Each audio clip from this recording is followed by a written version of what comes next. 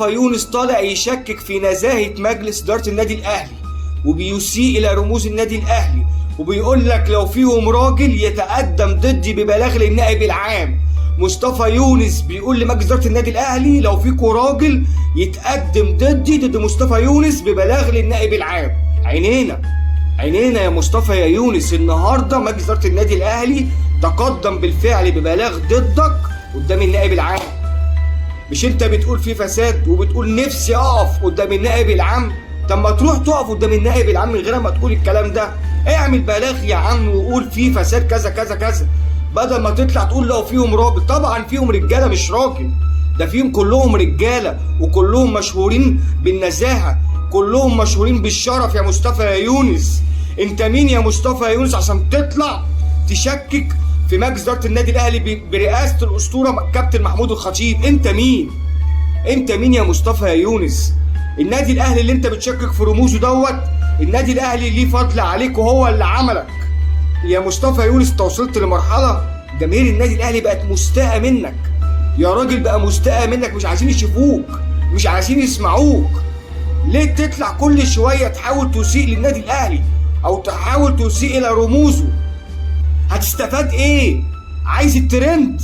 ده انت هتتحبس. انت يا مصطفى يونس هتتحبس، لان اللي انت قلته ده كلام كبير هتتحاسب عليه. اما تطلع تقول ان في فساد وانا مستعد اقف قدام النائب العام، اطلع اقف قدام النائب العام يا عم، واللي ليه حق ياخده، ولو انت اسأت ليهم من غير وجه حق ومن غير ما يكون معاك الدليل، انت هتقلب الطاولة عليك، لان الناس ديت هيطلبوا حاجه اسمها رد اعتبار. الناس دي هيرفعوا عليك قضيه اسمها التشهير، ان انت كده بتاخدهم في اماناتهم وفي ذمتهم يا مصطفى يا يونس. الكلام ده كبير يا مصطفى يا يونس، هتتحاسب عليه.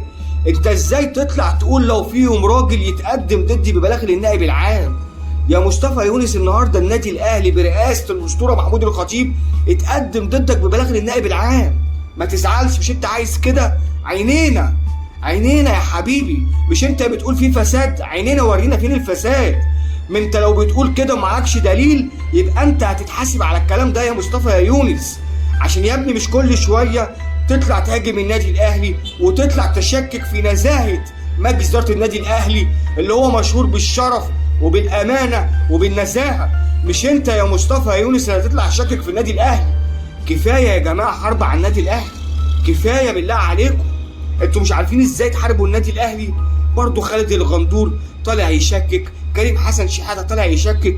مش كده، محمد عماره اللي يعتبر نجم من ابناء النادي الاهلي طالع يقول لك ده في ازمه في اوضه اللبس. ليه يا محمد يا عماره؟ قال لك لا يا عم، ده بعد الاهلي ما جاب تريزيجيه وجاب زيزو اللعيبه خلاص مش عاجبها العقود بتاعتها، اللعيبه خلاص بتقول لك يا تغيروا العقود بتاعتي يا اما هنمشي. مين يا عماره قال لك كده؟ قال لك امام يا عم عايز يغير عقده، وسام ابو علي عايز يغير عقده، الشناوي عايز يغير عقده. ليه يا جماعه؟ ليه عايزين توصلوا ان في ازمات في النادي الاهلي؟ ليه يا جماعه بتحاولوا تهدوا النادي الاهلي؟ النادي الاهلي ده يا جماعه ليه فضل عليكم، ليه بتعملوا كده؟ ده النادي الاهلي ده يا جماعه خيره على ناس كتير، ليه بتعملوا كده يا جماعه؟ ليه؟